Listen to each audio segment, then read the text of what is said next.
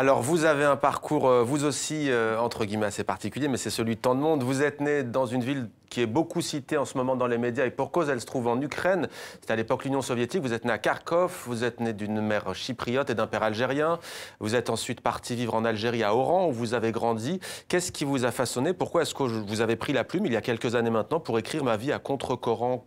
Qu'entendez-vous dénoncer, Djamila Ben Habib?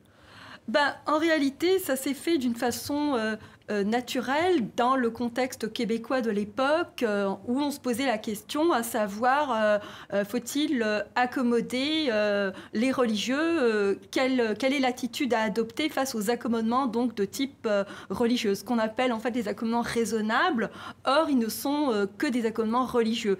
Et moi, j'avais envie de témoigner de ce que j'avais vécu, d'abord par amour à l'égard de l'Algérie, à l'égard de tous ces gens qui ont donné de leur vie, qui ont résisté à l'intégrisme musulman avec force et courage. Vous parlez de la décennie noire, voilà, des années exactement. 90. Et j'avais aussi envie de participer au débat public au Québec, donc cette terre qui m'a accueilli à bras ouverts avec hospitalité, générosité, voilà 15 ans déjà, enfin un peu plus, et donc dire ma perspective du religieux dans une société démocratique. Et en réalité, il y a deux champs de travail qui sont la séparation des pouvoirs politiques et des pouvoirs religieux, mais aussi les droits des femmes. Et donc, la grande question que je me pose, c'est comment vivre ensemble dans des sociétés démocratiques, pluralistes, multiethniques, dans le respect de tout un chacun.